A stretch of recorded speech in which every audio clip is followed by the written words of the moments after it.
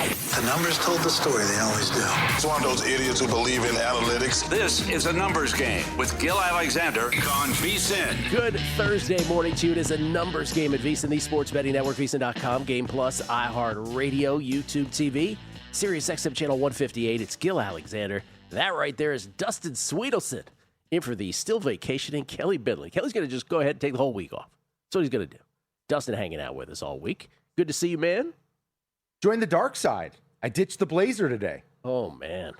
I said, look, Gil Alexander is one of the four made men at VSiN. If he says he's not wearing a blazer for his show, I'm not going to wear a blazer for his show. Four made men. Who are the other three? The four horsemen. You, Mitch, Paul, and I'd say humans. Okay. We're the oldest people here. Yeah, we've been. Well, here that's been part here of the deal. start. I wasn't viewing it that way. It was a term of endearment and respect. Didn't you say this is a contract violation for you, though? Yeah, but it's your show, it's your rules, and if you're a no jacket show, then I am a no jacket co-host on the show. There you go, baby. Well done. Nothing need more be said. On the show today, you know how Luke Swain rolled up in here the other day and gave out a Bennett Sturts 16 in the NBA draft and other things? Well, how about the NHL draft tomorrow night, first round? Luke's got thoughts. Yep, it's bettable. We got Luke in. Then some NFC predictions from the NFL Betting Guide, because we had AFC predictions yesterday that we went through. Yours and mine, Dustin. And then we're doing, obviously, it's unscripted with the Crackman later on the show. Got to, of course, establish that, start with that. Unscripted with Bill Krackomberger, final hour. But we're also doing our tried and true tradition on the Beating the Book podcast, Betting Dork before that, of our MLB derivative show. This is the Q2 derivative show. We'll actually have Mark Borchard on the radio side here this morning to go through baseball stats that have occurred the first half of this regular season. Some hugely publicly available, like best money line teams, best run line teams, that sort of thing. We'll break it out in splits. But then we'll get more proprietary. We'll do best first five teams, best first inning pitchers, worst first inning pitchers, most reliable over-under umps. We'll do all of that on the show this morning. Something we do every year. It's actually older than the Megapod that Mark Borchard and I have done this. I think with baseball specifically, the data points are huge. Like knowing what you're walking into in terms of, do I want to bet this team first five? Do I want to bet full game? Like there's a play that we have coming up in a couple hours here where I'm on a first five under specifically because I want no part of one team's bullpen. Okay. I refuse to allow that bullpen to ruin my life. And you know, the point of that exercise that we go through, Mark and I, is some of it's just narrative. Hey, this is what's happened. Doesn't mean it's predictive. But some of it will lead to being predictive, and we'll get into what you think is what as we go on. Now, the big news this morning, obviously we have 6 more World Cup games. We'll get to that too. The big news this morning, this just went down about a half hour ago, as reported by Shams Charania over at ESPN, the Charlotte Hornets are trading star guard LaMelo Ball and Josh Green to the Minnesota Timberwolves for Naz Reid, a 2033 unprotected first, 3 first-round pick swaps in 28, 29, and 30, and 3 second-round picks, 2029, 2032, 2033, sources telling ESPN. Now, Dustin, usually when a trade in any sport comes down, football, basketball, whatever, I think most people have a instant reaction to that, like, oh, this team won this trade, or, oh, I can see it working out. It's a win-win situation here. I can see what both teams are going for. My reaction to this, when Danny Higgins texted us this tweet, was, what in the what is either of these two teams doing? I do not understand this from either perspective, because the only first of all, LaMelo Ball, very happy in Charlotte, had himself a good year last year. You remember the Hornets were a big favorite from all of our NBA hardos here on the network. Yep. Beloved. I know Kelly loved the Hornets, but we had guests who loved the Hornets as well. Zach, Drew, everybody did. Some more than others. And remember the Hornets season ended. Remember there was the first play-in game where LaMelo tripped Bam. Not much was made of that. LaMelo hit the layup with 4.5 seconds left. They won that game, and then they got housed by the Magic in the second play-in game, so they didn't end up getting in. But LaMelo had himself a fine season. It was a core with Con Kneppel, with Brandon Miller and others. And the only explanation, because I actually texted Zach too, and I'm like, can you explain this to me? And Zach said the only thing that I was thinking, which is the Charlotte Hornets must have just had it with LaMelo Ball. I don't know if a player, but as a human, maybe he's uncoachable. I don't know what it is, but they have seemingly had enough of him, and this is the result. Yeah, I'll frame it this way. I don't think that's far off, but from a basketball perspective, when I look at the Hornets right now, one, LaMelo as a player, I know the highlight reels are sexy. I know it's a lot of fun, but he's coming off a year where he had his second lowest points per game, his lowest assists per game since his rookie year, his lowest rebounds per game. You never know how much defense he's going to play. And oh, by the way, he's a guy who's only played 70 games twice in his career. So you factor all of that in, he's making a lot of money. And I think for Charlotte, they're looking around, they're saying, hang on, is this a salary cap hit we're willing to take while we're still on the build? They're still on the climb. And then you take a look at the picks that they got back. 2033 unprotected first rounder. Who knows what Minnesota looks like then? 3 first-round pick swaps, 28, 29, and 30.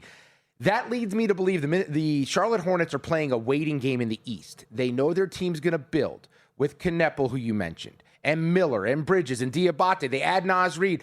But they also drafted Christian Anderson. They're going to wait out the timeline of the Knicks, the Cavaliers, and Boston as they get a little bit older here. I appreciate that explanation. I respectfully am not buying it because it's 2026, right? And all this stuff is, as you point out, way in the future.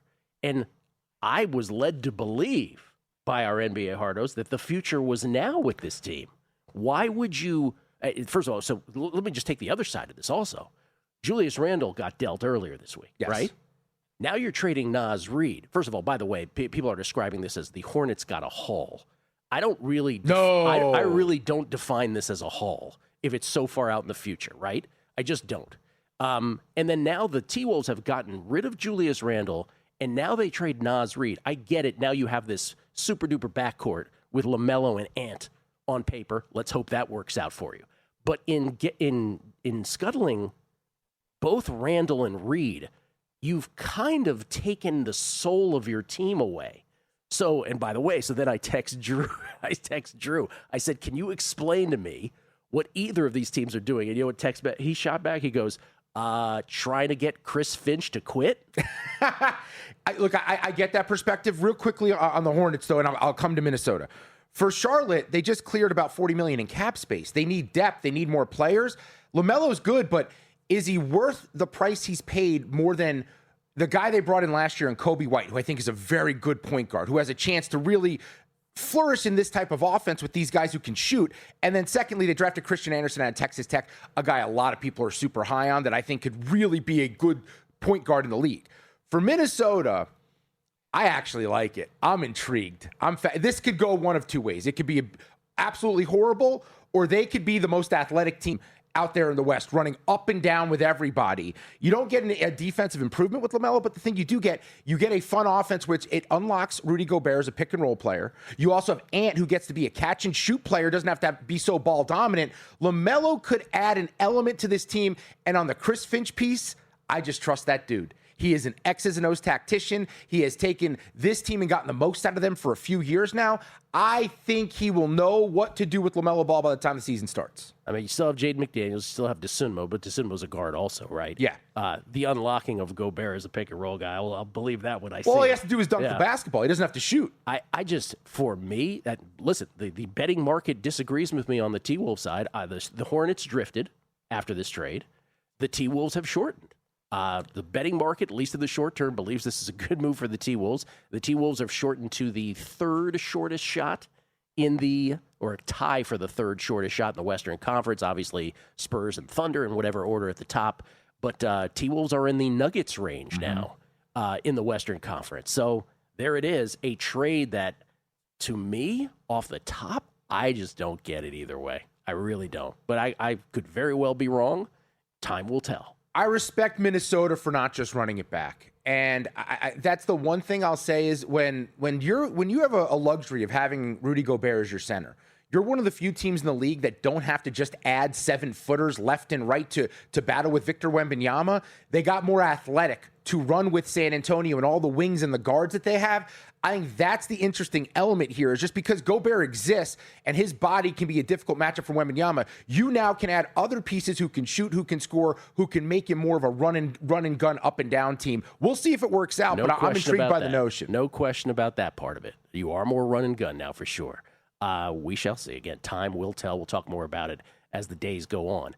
Tennis, because I want to get this in case one of these hasn't started. 2 tennis plays on the overnight. Elena Gabriela Ruse, plus 127 versus Emma Navarro. That's at Bad Homburg. 2 greatest words in sports, Dustin. Bad Homburg. People say it's Game 7. That's Bad Homburg. This has started, so this one's already underway. They're on serve in the first set. Tatiana Maria is the other play. I don't know if that has started yet. It's about to if it hasn't. That one is in Eastbourne, I believe. Got Tatiana Maria overnight, minus 144. She's about high minus 150s. Don't play it any higher than that against Teresa Valentova if you want to get in on that. 2 ladies tennis players here as the Wimbledon draw is tomorrow, and on the show tomorrow, the aforementioned NBA hardos that are Zach Cohen and Drew Dinsick. They're also my tennis buddies as well. We will do like we're doing with Mark Borchardt on the baseball side of things today and repurposing it for the podcast. We're also going to do that for Wimbledon tomorrow. I'll talk to Drew. I'll talk to Zach right after the draw comes out. The draw will actually come out in the middle of the night here stateside.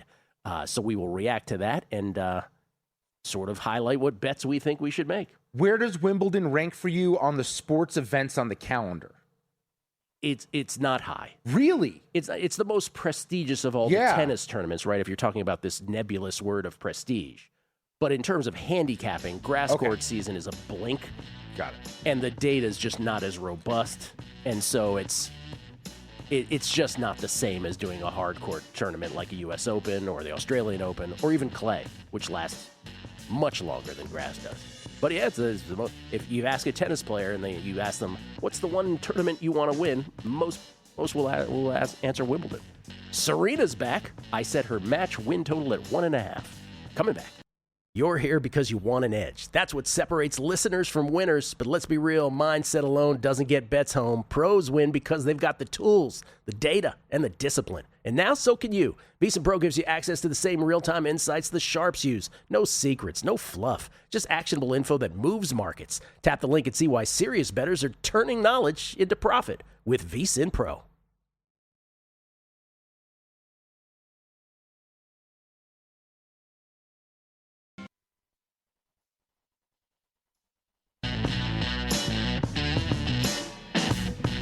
A numbers game on VSiN, the sports betting network. And then you look over at ESPN and you're like, oh, are they talking about this LaMelo trade? No. Is LeBron the right fit for Luka and Reeves? Stop it. Got to milk it. Only one more free agency for him. JustWinBetsBaby.com. Dustin, are you familiar with this? 20 leagues, one mission. Just Win Bets Baby, your premier source for daily sports betting picks. They break down the data so you can bet with confidence across the entire sports calendar. Scan the QR code or visit JustWinBetsBaby.com today and start betting smarter with Just Win Bets Baby. The name says it all. It's Gil Alexander. I did want to read this one tweet because this is the one thing we left out of the discussion, which was B. Earl Nelson on Twitter said, 2 words for Charlotte, Christian Anderson, which is who they drafted out of Texas Tech. I want to say it was the 18th pick of the draft. Yeah, sounds right. If that's, by the way, B. Earl Nelson, who knows? Maybe Christian Anderson becomes a great ball player. But if your thinking in the trade is, well, we can afford to get rid of LaMelo Ball because we just drafted Christian Anderson, that might be the most reckless approach of anything I've ever heard in my life. So who knows with that? Yeah, I am curious of the plan on Charlotte's side. I see the Minnesota thing. They're trying to do something different. They're sick of Anthony Edwards getting hit with double teams. And I think LaMelo helps open up that opportunity for him to get more one-on-one looks and beat people off the dribble. For Charlotte, I feel like there might be something else happening here because they certainly have a lot of bigs on their roster. Tim Bauer says, the real winner in the Wolves-Hornets trade may end up being the people of Charlotte who may now have safer roadways with ball off the roads. You knew that was coming. That was well done. You got to time that tweet. Well, how is the police department going to pay for all of their new additions they want to make because LaMelo Ball was paying for a lot of those? World Cup today, Dustin. Yesterday, the first day of 4 of the game 3s of the group stage. And so now we have, of the knockout stage of 32, we now know 9 of the teams. We only have one matchup set, but we have 9 teams that have gone through. Today there will be more. Tomorrow and Saturday, the rest. Today, same deal as yesterday. 3 windows, 2 concurrent games, this time in groups. I'll do them in chronological order today. E, F, and then D. The implications on these, first of all, Group E. Germany has already clinched first place, by the way. Germany taking on Ecuador today. Ivory Coast taking on Curacao. That's in Group E. That's at 4 p.m. Eastern, by the way. The Germany game in East Rutherford, the Ivory Coast Curacao game in Philadelphia, or I should say match, in Philadelphia. But the implications here in Group E, Germany has clinched first place. Ivory Coast clinches second with a win or draw versus Curacao. If Ecuador somehow beats Germany and Ivory Coast were to lose to Curacao, very remote possibility, but if that were to happen, it'll come down to goal differential between Ecuador and Curacao to determine who will finish second. By the way, Ecuador crushing them in goal differential by 7 goals. In that case, Ivory Coast would be eliminated. Then the second wave of games, this is in Group F, where today, again, 7 p.m. Eastern, 4 p.m. Pacific, the Netherlands and Tunisia playing in Kansas City, Japan and Sweden playing in Arlington, Texas. In that group, if the Netherlands beats Tunisia and Japan beats Sweden, both would advance, with first determined by best goal differential. But who knows, if it's by the same amount today, perhaps it'll ultimately be decided by like a later tiebreaker. I think it's the 5th tiebreaker, goals scored, currently 7-6 Netherlands, but we'll see. It could be much easier than that. If Sweden somehow beats Japan, they advance and finish first. If they win and Tunisia somehow beats the Netherlands, with goal differential determining who would be second then between the Netherlands and Japan. Tunisia has been eliminated. Then the third wave of games today, Group D, this is where the USA plays Turkey, or Turkey, that's at SoFi. Paraguay plays Australia, that's in Santa Clara in the Bay. Implications there, very simple. USA has already clinched first. Turkey has been eliminated. So that is just a kickball event or an open gym. We'll see. And then the winner of Australia-Paraguay, that's who will finish second. If they draw, Australia will finish second on goal differential. They currently have a 2-goal head start on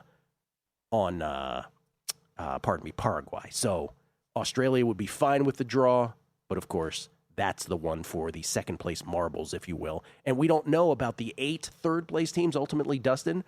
That's going to shake out here over the next 3 days. Remember, 8 of the 12 third-place teams get through. So a side like South Korea, who lost yesterday, they had it on their racket. They win, they draw, they were in as a second-place team in their group, Group A. Instead, now they have to wait to see where the cookie crumbles, as all of those third-place teams will. Yeah, I've thought about doing some stuff with some of those third-place teams that need the goals, maybe playing their team total goals over, but it's like dicey because you don't know how these games are going to shake out. The only thing that jumps out to me is I think the U.S. is going to play a lot of backups because they've already advanced. That's right. And with that, you're probably going to have a more conservative approach from those guys. I think the under might be the way to look at it. It's plus money right now, plus $1.21. Yeah, tough to bet a match like that, but You're right. That could be, you got to lean into something if you're wanting to do so. Dustin's saying the under on that. USA Turkey again, a game that means nada because the USA already locked into the first position in Group D. That's tonight at Santa Clara, 10 p.m. Eastern, 7 p.m. Pacific. Nice to be in that position for USA soccer fans. Just be like, we don't have to worry about this game. And it feels like people are joining. I've seen a lot of analysts actually say, you know what, I didn't know what it was going to look like. They do have a chance here to make things interesting. They have a chance to go a little bit further than anticipated. What this could mean, because you know this, we've been waiting a long time. The discussion is soccer ever going to catch in America? We ever really going to care like the others do? I think this team has a lot on its shoulders, but for good reason, because it has a unique opportunity with the Euros, with the home field advantage.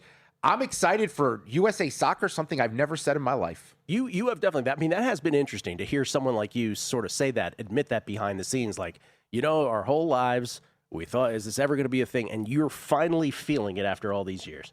Now, I say this about hockey every year. At the end of the hocky season, I go, you know what? I should watch more hockey next year. And then I ultimately don't. Yeah. I think I might actually watch more soccer after this, but we'll see. You want to take bets on that? TBD. I will believe that when I see it. That's plus money, Dustin. All right. You, sir, have an MVP bet in the National League for us. Yeah, and I have one in the American League I want to see if I can get you on board with. Well, first of all, I understand the bet I'm going to place is going to lose, right? If Shohei Ohtani's healthy, if Shohei Ohtani, who, by the way, struck out 8 batters again last night and allowed 2 earned runs against Minnesota, it's going to be a daunting task. But if we can make the case, if we can build the opportunity for somebody here, I think it's Kyle Schwarber. I took a little bit on him over the weekend at 35-1. I boosted it with a boost on MGM about 43-1. He's got 29 homers. He's got a 960 OPS. Philadelphia as a team, right? We try to correlate the team aspect of this. They are now a season-high 8 games above 500. They're on a 33-16 run.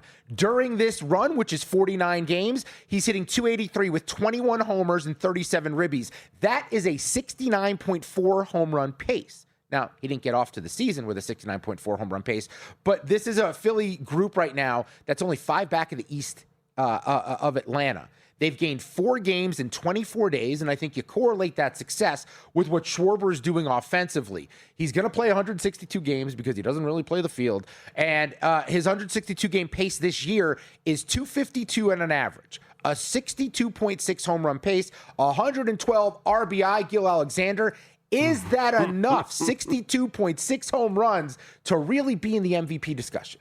Oh, it's in the discussion because you just discussed it. So it's in the discussion. Do I think it's realistic? No, and you said it at the top. I mean, it's just Shohei is just this different animal.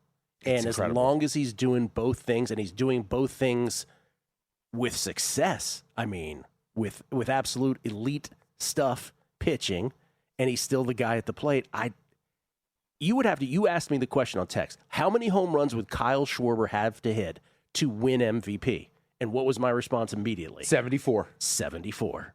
That's the number. You get 74, you're going to win MVP. Well, as I mentioned, last 49 games on a 69 pace. On the year, only 62. If he can pick up this pace and just swing for the fences, maybe there's a chance. How about in the AL real quick? I want to throw this your way. Yes, sir. Yordan Alvarez is now the odds-on favorite at minus 145. He's having a tremendous year. His team's 4 games under 500. Nick Kurtz is the second shot on the board. His team is currently under 500, and 13 of his 19 home runs have been hit in Sacramento. I think that's a ding against him. Ben Rice would be next on your betting board. Since the Aaron Judge injury on May 31st, Ben Rice is hitting .235, 5 homers, and a 795 OPS, which then brings us to Byron Buxton at 28-1. If you are telling me that the record doesn't matter, because Yordan Alvarez and Nick Kurtz are up there in the 1 and 2 spots in the betting market, I think Byron Buxton of the Twins needs to be in this conversation. He is currently on pace for 58 home runs, 96 ribbies, 16 steals, 127 runs, and a 927 OPS. I know the Twins stink. I know it's a small market, but the guys in front of him are on bad teams too, and he is having just as good of a year as them. Again, in the discussion, sure, we can discuss that. But you said it with Alvarez. And we talked about American League MVP here on this show last week. And my point about Alvarez, to me, it's either Alvarez or Kurtz. I think the number 1 and 2 are properly priced. Alvarez, even after last night, tied for first in homers in the AL, second in ribbies. Now he's second in batting average. That's a new development. Yandy Diaz in front of him. So 1, 2, 2 in the Triple Crown categories. Tied for first in hits, first in runs, first in slugging, first in OBP. That's going to be tough to overcome. I'll wait for the inevitable injury from him. Well, that's your case. That's exactly what the anti-Alvarez folks are saying, and we shall see on that. NHL Draft next. Let's do it on a numbers game.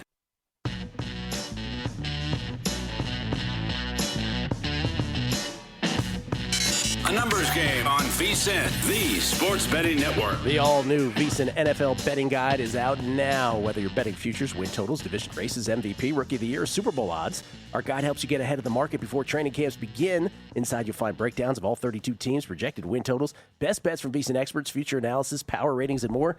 Get it today with our football special for just $175. Sooner you sign up, the more value you get with full access to everything we do across every sport through the Super Bowl. That includes daily best bets, real-time betting splits from DraftKings and Circa, AI-powered prop projections, and 24/7 video on the VSiN Watch app. Head to VSiN.com/subscribe now. That's VSIN.com/subscribe.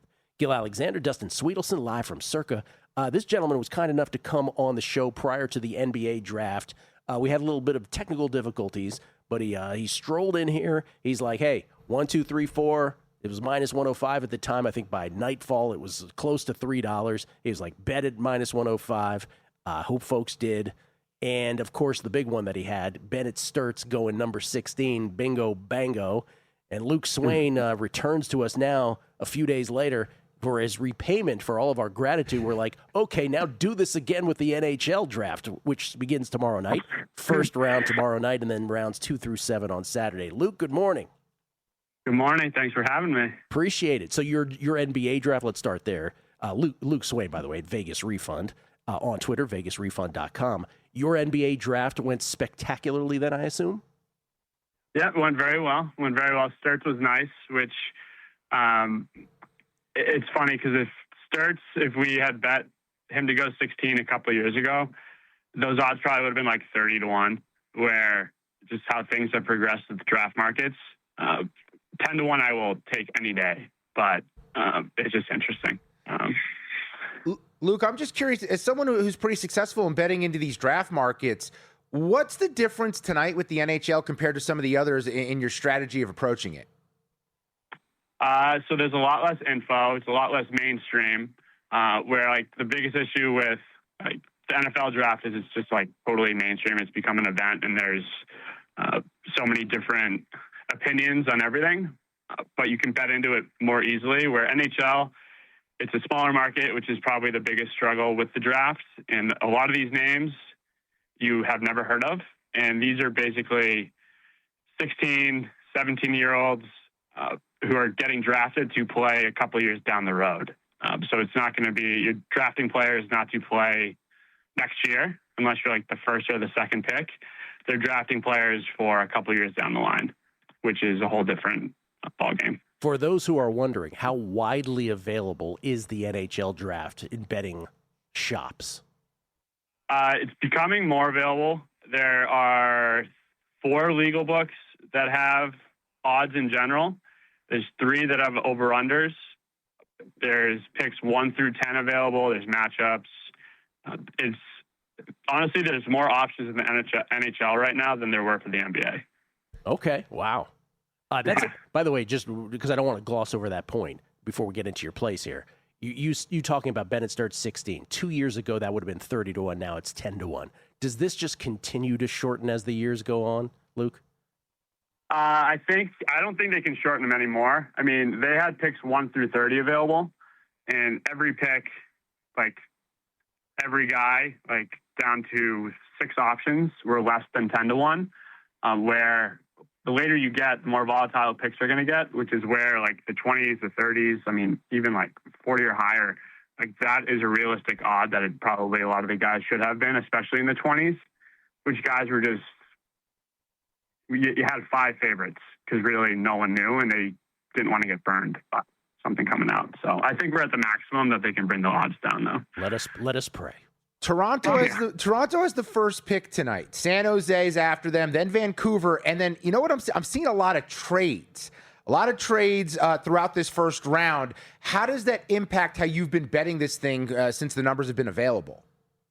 I mean, it's crazy how many trades there have been. I think on Tuesday there were 5 trades, and which included the number 4 pick, the number 16 pick, but then the day before there was a trade for the number 9 pick. So, I mean, I've had a couple bets that have been like really good long shots going into Tuesday. Like I had a couple long shots for the number 9 pick, which all of a sudden that pick got traded and now they're not as great, but I'm expecting more trades. It's definitely affecting everything, but you can't really base things off of expecting trades. And I guess the silver lining behind it all is a lot of teams are trading these draft picks for players.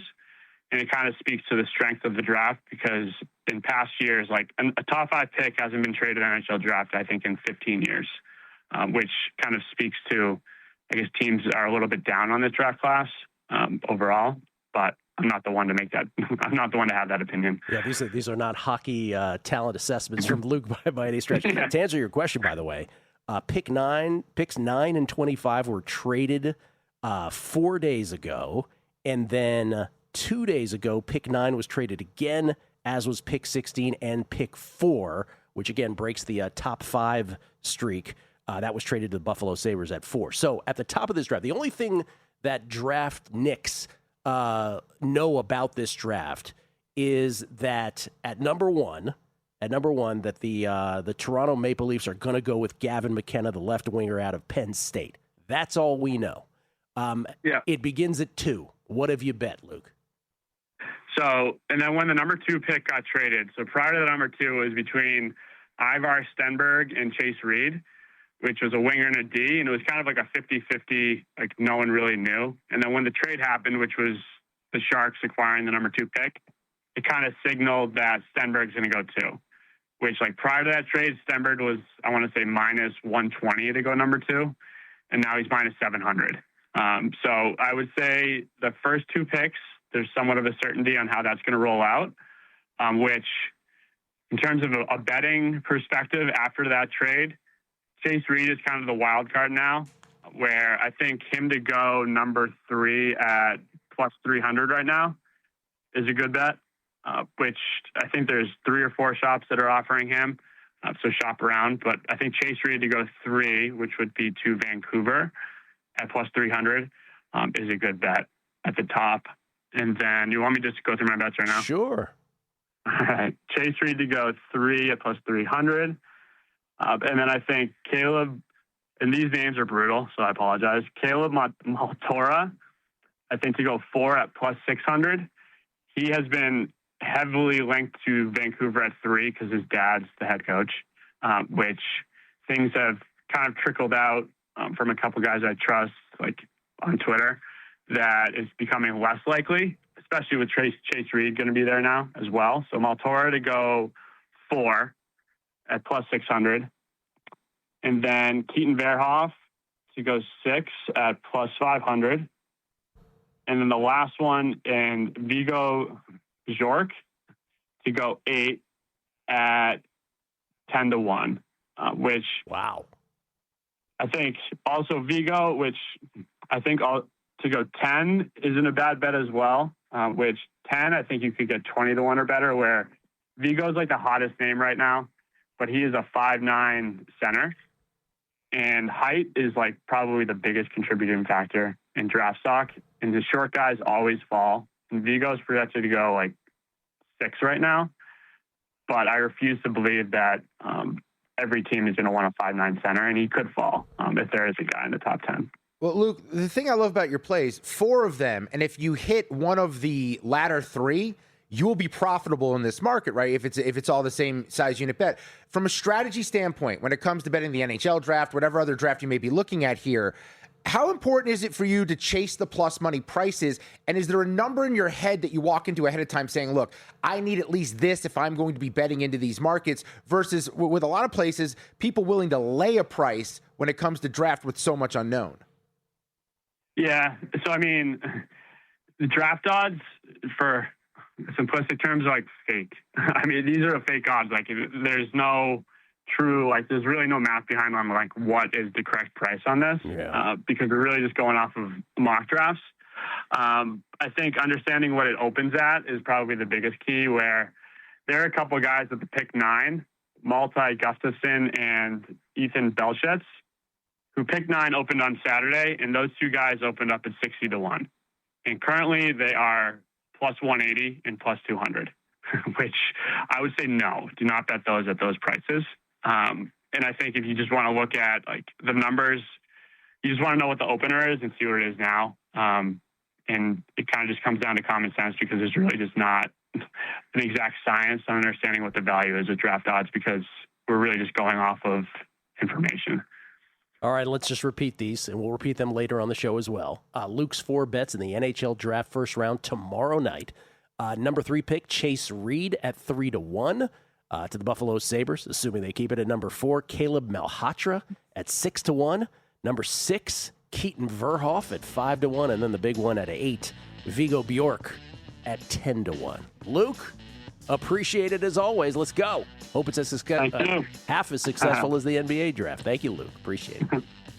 At Vegas Refund, by the way, for all of Luke's stuff, the best draft better across sports there is. No doubt about it. We talked to AFC, Dustin and I, yesterday from our NFL betting guide. We'll talk to NFC, division winners, and more.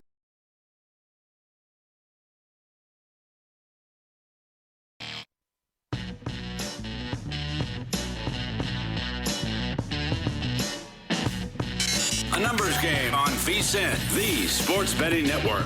Back on the numbers game, live from Circa Resort Casino, downtown Las Vegas. Gil Alexander, Dustin Sweetelson in for Kelly Midland. Still on vacation. Kelly will be back next week. We get tweets, Speedy the Book. Tim, let's know I read that one. This is from Scotty, Leisure Suit Kobe, who says, completely agree with Gil. I had the same reaction. Like, who won this trade? Maybe the Hornets are making room for someone? Jaylen Brown, a discounted John Morant, or someone in free agency? Super Jerk, talking about your Byron Buxton take. He says, highly unlikely Buxton stays healthy. Love his game, but the guy's never on the field. I had another element to it. At least he's playing the field, and Jordan Alvarez, his defense doesn't do anything. James Fessler. How great would the NL MVP discussion be if there was a without Shohei market? Oh, please. As discussed in the preseason. Here's the thing I want to ask about that, because you would know better than anyone. We have winner without in golf, but they battle head-to-head. How would the books regulate a situation where it's an awards thing, where there's voting involved and a winner without? Because it feels like that could theoretically be manipulated with the voters to convince them to bet on a certain side. The numbers, guys. You guys are killing it. Great show, Dustin. Long shots wasn't the same without you this week. Is Scotty too short this week at plus 445? Is this a bit or is it real? Is it? Because I said this when I was in here on Tuesday with you for the first day. Since I joined the company, I have gotten emails for Kelly. Kelly's gotten emails for me. I've gotten texts for Kelly. Kelly's gotten texts for me. He missed you on long shots, man. And I am not Kelly Bidlin. And I would normally say I'm the other fat bearded guy, but Kelly's no longer fat. So now you made me offended for Kelly with your statement of accusing Kelly of looking like me. Stringfellow Hawk. The only male hosts on the network who don't wear blazers are Gil and Kelly. Y'all went, he said rouge. I think he meant rogue. We never did. Kelly and I used to wear blazers on Primetime Action with Matt because we didn't want Matt to feel bad. So this is our thing. Because Matt just wants to show off two things. Now, he can't show off his shoes because there's a desk, but he can show off his suit collection. Well, that's what it is. So he played his game. Manny Davison feeling real good about his Reed to go third plus 850 ticket now after the Luke Swain segment. CLV store, here I come, You know said. what? I might have some FOMO. I think he texted me that or DM'd me that a couple days ago, and I never bet it. And then Michael Montesano checking in with the MVP talk. Let you see if you can guess which player he has an MVP ticket on by this. He said Jordan gives the stats, out of playoffs currently. Kurtz, out of playoffs currently. Hit 4 home runs in 6 games in Vegas. Buxton, out of playoffs, gives his stats. And then Ben Rice, number 1 seed, gives his stats as well. If it's just based on stats, he says, all are appropriately priced right now, and Jordan would win it. If team record means anything, Rice would be the winner. Still 3 months left. A lot can happen. Yeah, I still go back to Ben Rice benefits from Judge since May 31st, a 795 OPS, 235 average, 5 home runs. Look, I love Jordan. Maybe this is clouding my judgment here. I have bet Jordan to win MVP so many times, basically every year other than this year. I didn't bet it because I was down on the Astros. I'm going to be really butthurt if he wins this thing. Butthurt. By the way, let me just give you some of the answers to those questions for MVPs. Let's see. American League. 2023. Shohei, 73 and 89. These are the team records of MVPs. 2021, Shohei, 77 and 85. 2019, Mike Trout, 72 and 90. 2016, Mike Trout, 74 and 88. So it happens. Like players on losing teams, not the rule, but the exception for sure, do win MVP. Let me give you some more in the NL. 2021, Bryce Harper, 82 and 80. Giancarlo Stanton, 2017, 77 and 85. Bryce Harper, 83 and 79. So listen, the point is well made about MVPs, and those names that I just mentioned, with almost little exception, are Hall of Famers. So Jordan Alvarez may very well end up being one, but those are mega stars that are able to get the MVP on teams that are mediocre or bad. Isn't it pretty crazy, though, when you look at the standings, the teams at the top do not have those MVP guys because Judge is hurt. Tampa Bay, Camanero's not having an MVP year. They're not really a powerful team this season. Toronto's sub 500. Maybe there's a chance if Baltimore becomes a playoff team, Pete Alonso could make a long shot case, but probably not. Easy. Chicago in the Central, I thought maybe Murakami, but he's injured and they're still winning. The Guardians don't have a bat because J-Ram is injured. Seattle, who offensively, Julio Rodriguez, the streakiest player in baseball. It is just kind of crazy that the top teams with the winning records don't have clear-cut MVP candidates. All right, to the betting guide. The NFL betting guide is out. Are you aware of this, Dustin? The VSiN NFL betting guide is out? I read it throughout the day randomly. VSiN.com/subscribe. Get our big offer, $175 through the Super Bowl. So all of us, 23 VSiN personalities, can we call them all personalities? Some with more personality than others. 23 VSiN personalities on this guide, as we do with all guides, expertly guided by the great Adam Burke. Put in our division winners, what we predict the division winners will be, the wild card teams. Then we also do conference champions and Super Bowl as well. Yesterday we did the AFC, you and me, Dustin. Let's do the NFC East, the NFC rather, today, starting with the NFC East, where guess what? I went homer-fied. People will accuse me of being a homer on this one. I don't hate it. I'm on the Washington Commanders. And let me just remind people again that last year, right, 5 teams had massive swings in their record from the previous season to this one. There were an NFL record 5 playoff teams coming off 11-plus loss seasons this last year. So the notion that if your football opinions are so entrenched based on last year's records, I caution you, that stat should say it all. And by the way, the Washington Commanders should not even fit into that kind of category based on, of course, the Jaden Daniels injury. I love this team. I think Brandon Ayuk is coming the Commanders' way on offense. I love Rachaad White in the backfield with Jaden Daniels. How are you defending that? I think Chigakonku is a underrated pickup or tight end. I agree. The only question is the offensive line. I will grant people that. The offensive line, I don't really know about yet.